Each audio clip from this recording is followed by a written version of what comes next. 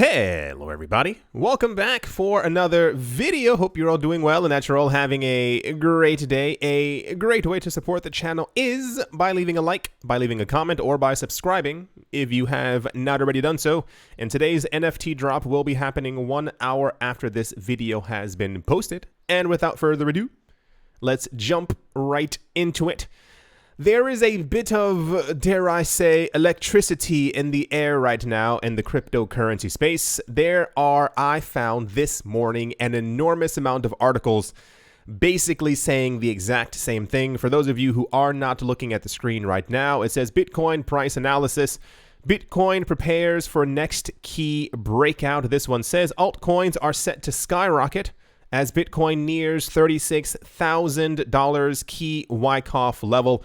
We've spoken about Wyckoff briefly, I believe twice on this channel. It is a very huge topic. That and the stock to flow model, that at least the Wyckoff, which was zoomed in a little bit more, which indicated that Bitcoin would be between $36,000 and $40,000 roughly around this time. Everyone's kind of looking to the stars, if you will, to see exactly what's going to take place. A lot of the other altcoins have been moving up, even as Bitcoin has kind of been trending sideways over the last couple of days. This is sometimes, not always, an indication that the market knows that Bitcoin is going to move up, and therefore the altcoins begin to move up beforehand. It's kind of a, like extra rocket fuel, if you kind of want to say that, because usually we'll see if Bitcoin is up by 0.5% and some altcoins are up by 3, 4, 5%, if Bitcoin does, no one knows, go up in price, then the altcoins also tend to surge by 20 to 30% at the same exact time. This one says Ethereum gearing for another liftoff. Why rally isn't over yet? This news is everywhere. I wish I could convey precisely how every single article talking about price was about the bullishness of the price of the cryptocurrency market. It says Bitcoin and Ethereum inch higher, Binance coin outperforms. And I think a large portion of this news actually has to do with the news that we have received. The world's second largest cryptocurrency, Ethereum, is up by 4.8% in the last 24 hours, once again moving past $2,300 levels. The recent price uptick in ETH comes as developer Tim Biko, I think that's an I, I'm kind of far away, announced that the much-awaited London hard fork upgrade to the Ethereum blockchain is less than a month away. We finally have a date. The launch of the London hard fork will happen next month on the 4th of August with block 12,965,000. This is an optimistic timeline, as Biko said that most of the clients have already approved it. Besides, the developer expects no serious objections going ahead. However, the final decision for the same shall be made at the core developer meeting coming on Friday. He said in a tweet, "Yep, unless someone objects in the next 24 hours, London should land on the 4th of August. A few client teams have thumbed up it already, but we want to be sure no one has a serious objection. Keep an eye out." The way that these networks work is that people who are nodes, who are validators, what have you, so on and so forth, have to vote on things happening on the blockchain. You need a majority consensus.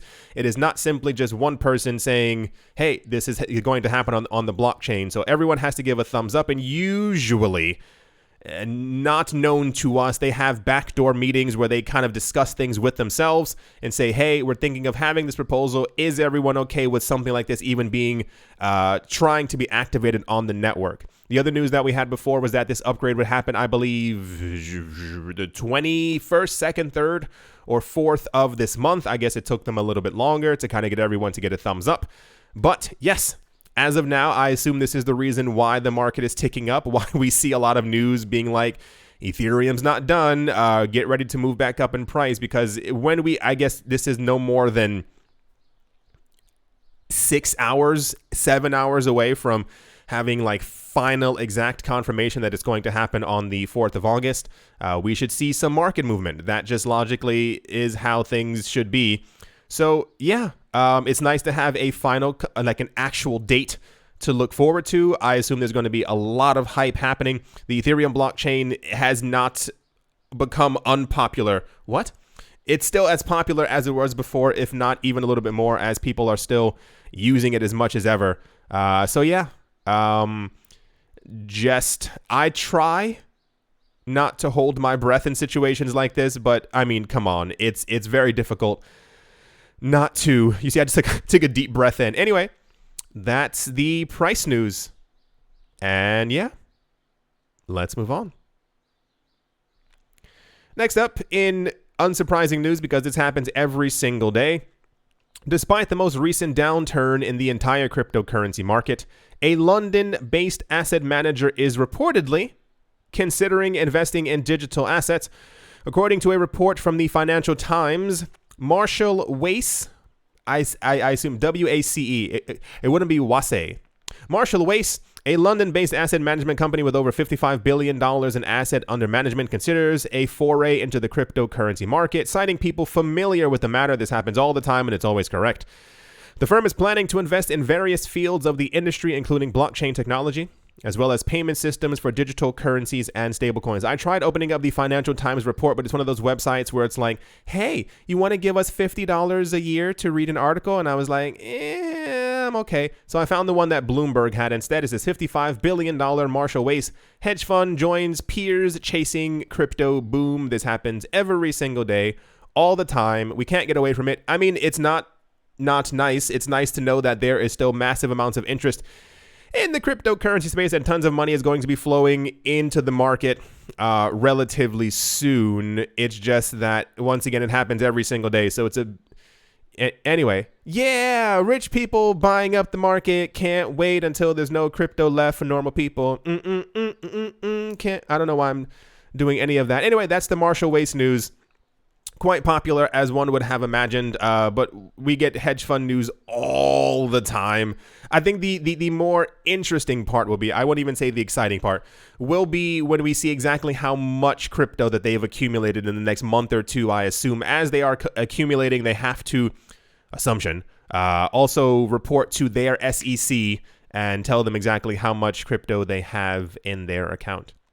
Anyway, that's the rich people, gigantic building with the letter B on it. News. Let's move on.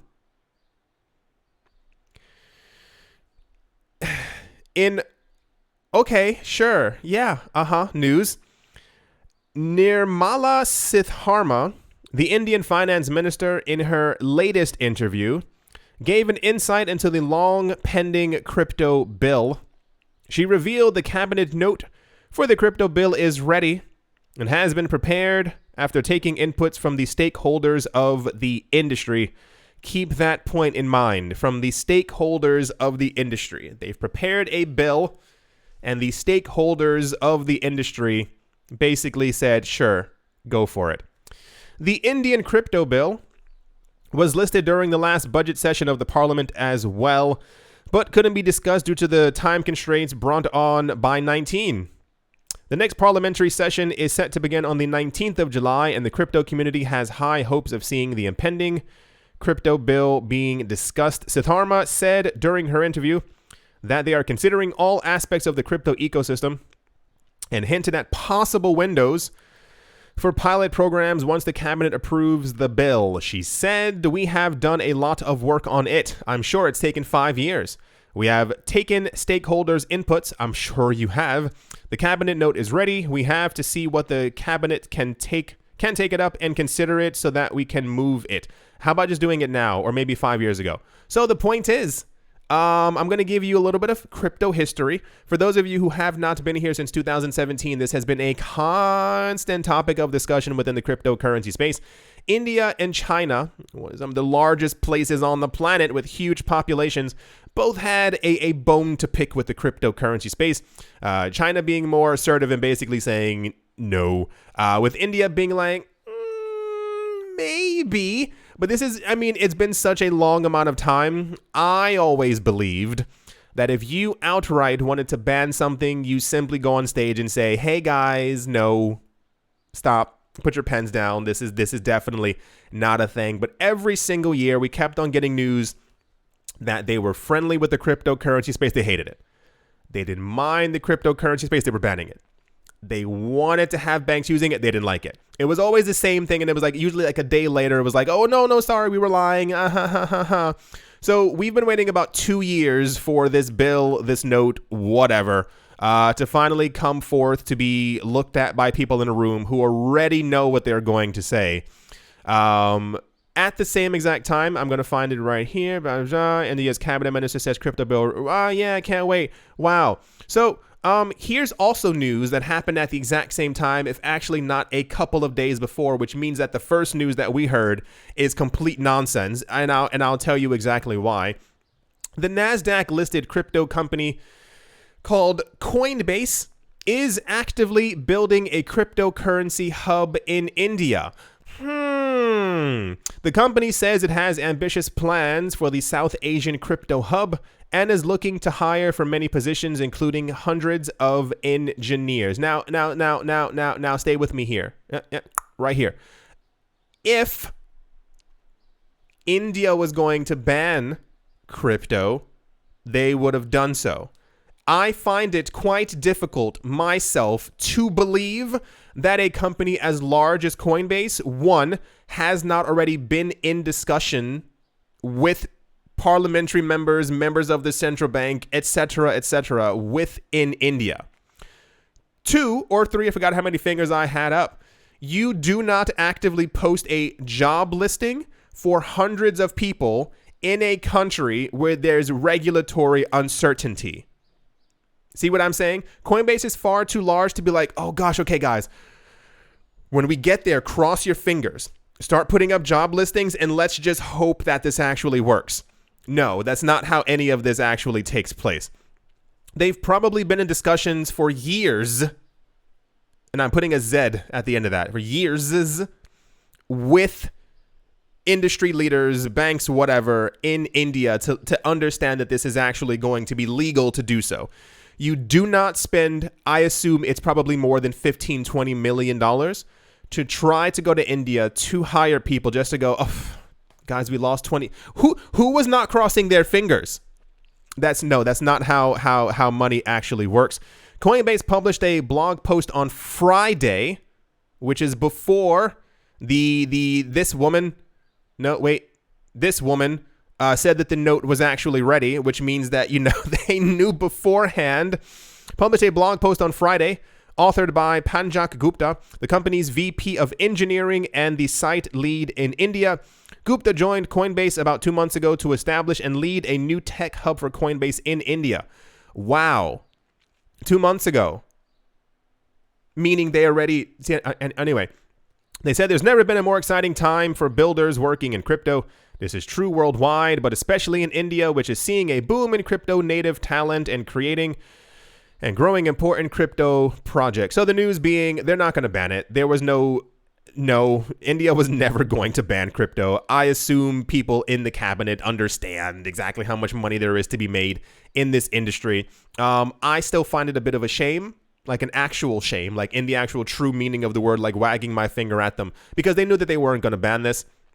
And this could have literally benefited hundreds of millions of people within their borders who could have gotten into cryptocurrency, especially as prices dropped last year, and basically, found a new source of money and wealth within the cryptocurrency space.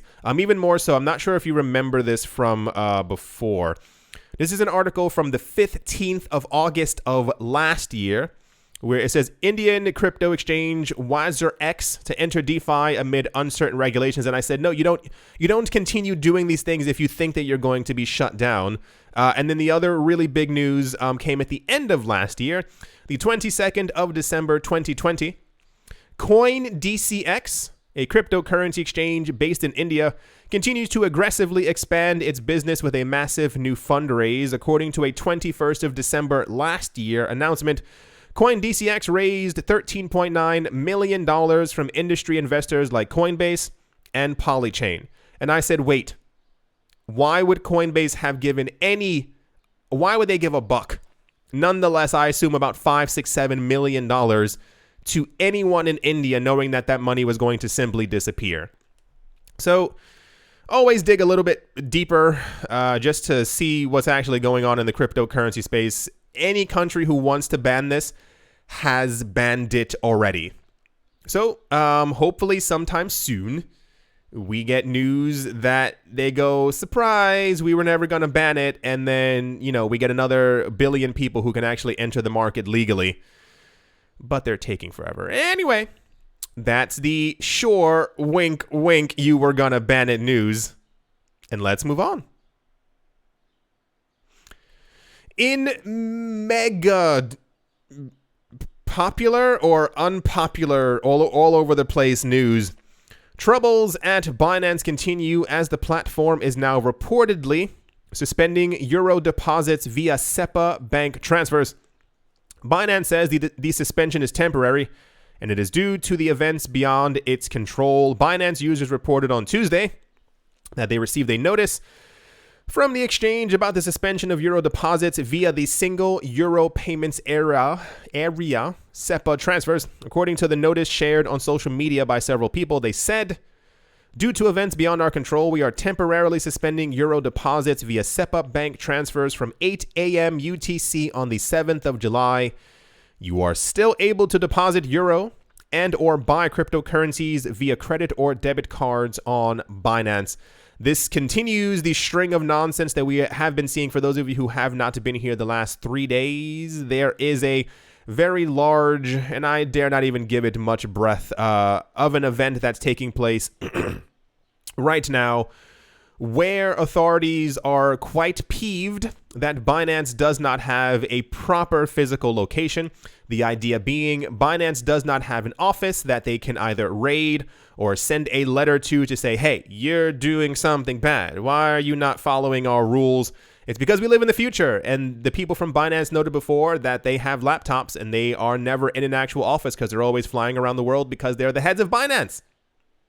So on the other side of that, regulators have begun to say, hey, we don't like what you're doing, and therefore you got to stop this, you got to stop that, you got to stop so-and-so. I assume, I give it November, we'll have news that Binance, I assume it's like happening right now, that they're meeting with these people around the world who are making them stop this and making them do that, and they're signing these papers and signing these accords and basically yada yada, money laundering, all that other stuff. So this is very popular news, or rather, news everywhere news, because one, a lot of cryptocurrency websites is not that they're happy about this, but anytime we get really dramatic news, people who write these articles really, they take their time making sure that you are terrified when you read the headlines. I've seen a couple of them. I don't have them here except for kind of this one, which make you believe that Binance altogether is basically breaking down. Nope. It's just like certain little aspects of things, like that one bank, I think it was Barclays, who isn't allowing people to send money to Binance. But once again, that's one bank out of 45 that are in the UK. And now I think, they're suspending Eurobank. I think you can't, transfer money in to Binance, but you can still use debit and credit card and yada, yada, yada to make your purchases. And you can still move your cryptocurrencies on and off as well. So that's the Binance news. Not really much more to cover there over the fact that, once again, regulators are extremely desperate. It's actually getting kind of sad what they're doing every single day. But they're looking for ways to remain relevant. If you were a regulator and you wanted to remain relevant behind your desk, because no one, we don't need desks anymore. We have algorithms that can do the exact same job, but you want to keep your job. So of course they're making a big huff and puff about everything going on. Anyway, that's the Binance news. Shrug. Let's move on. Next up oh my gosh, what? I can't believe it. Another bank? Wow, that's crazy. As the Ukrainian government progresses with cryptocurrency-related legislation, a major local e-bank is preparing to launch a debit card featuring Bitcoin trading. Is that an angel with a coin? Okay. Ukrainian online banking application Monobank has completed a pilot integration with a cryptocurrency trading platform. Monobank co-founder Oleg Gorokhovsky announced on Monday, according to the executive, the new integration will enable Monobank users to buy and sell Bitcoin with a debit card. Monobank expects to release the new feature later this month, pending approval from the National Bank of Ukraine. Launched in 2017, they now have 2.5 million users, and this is another bank who's getting into the cryptocurrency space. Kind of cool. I believe this is the Telegram for it right here. I cannot read this. I'm sure there's somebody out there who can. So have at it. I'm pretty sure it just says exactly what we were saying, but this is the source of the article, so I like to show those as well. Yeah, pretty cool. I want to say this is another bank joining our ranks because they understand exactly where this is all going, and everyone has a Bitcoin debit and or credit card now, and everyone is launching cryptocurrency trading, and everybody just wants to kind of be a part of it. Anyway, I think this is also it as well. Yep, Ukraine's model bank to debut Bitcoin trading via debit card, and then they have like the golden Bitcoin and the golden card to represent that gold isn't a thing, but Bitcoin is now the new. Anyway, that's the Ukraine news. And let's move on. Next up, in news that we never really hear about anymore, the IOTA Foundation, the non-profit foundation driving open source distributed ledger technology for a new digital economy. Okay, stop patting yourself on the back. Today announced the new initial success of its ongoing collaboration with the Trademark East Africa called TEMA, T-M-E-A. The duo aims to build a decentralized digital infrastructure for optimized trade exports using IOTA's distributed blockchain technology to phase out paperwork for crucial supply chains. As per the release, IOTA Foundation and Trademark East Africa will work on creating a system for East African businesses and government systems to communicate in a transparent, secure, and instantaneous manner, both amongst themselves as well as with international partners. This would further enable traders to focus on developing their product and optimizing their business by digitizing bureaucratic processes and moving export documentation to the Tangle, which is IOTA's blockchain. And it says around here, I was flabbergasted. According to the Trademark East Africa's estimates, an African entrepreneur is liable to fill out an average of 96 paper documents for a single transaction. Can you imagine? One, we never hear about IOTA anymore, so it's nice to see that they're still in the mixed.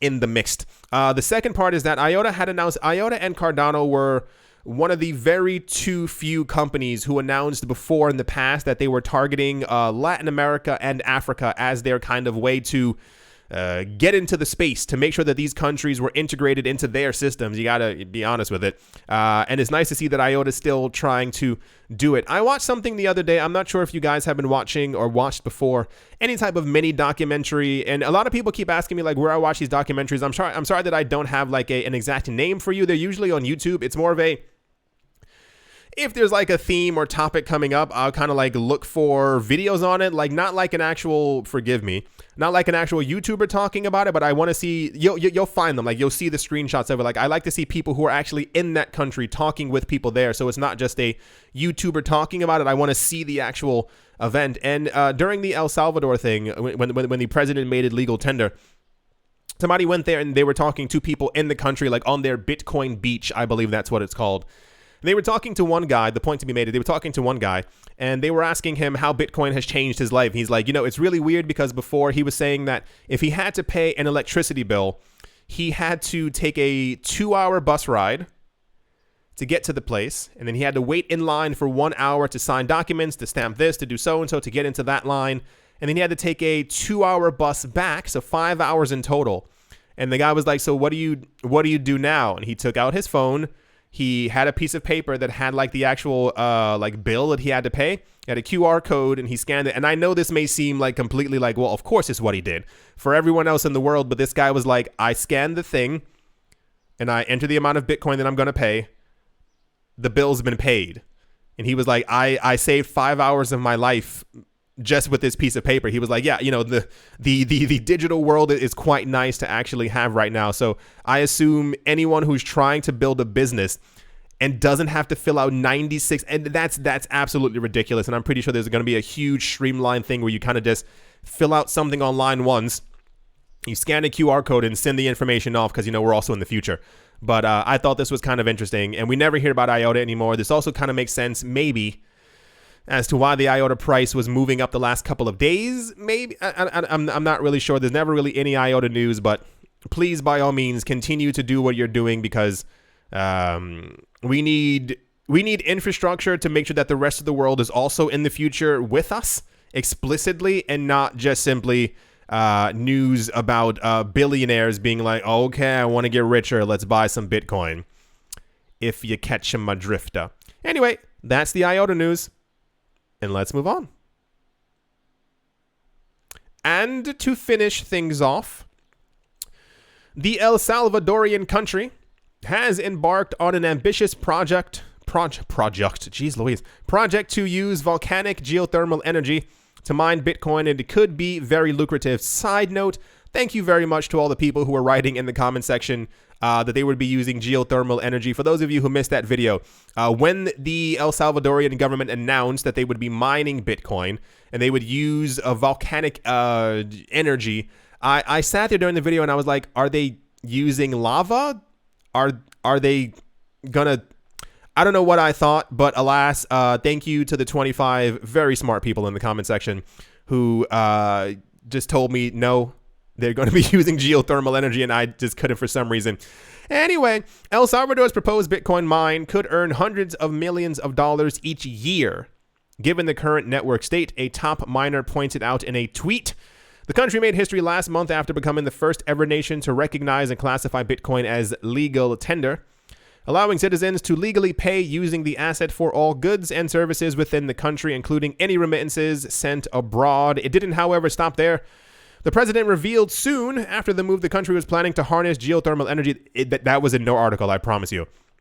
From its active volcanoes to power Bitcoin mining rigs, using clean energy to do so while creating a revenue stream for the nation. Here's what the person said. They also have laser eyes. It says, "Dear President, 95 megawatts can generate 3 exahashes, which at current Bitcoin network is around 1,800 Bitcoin in revenue per month. Holy guacamole. Or around $750 million per year. I have zero doubt this will be the most profitable project in the history of El Salvador, or Central America for that matter." That's kind of immense.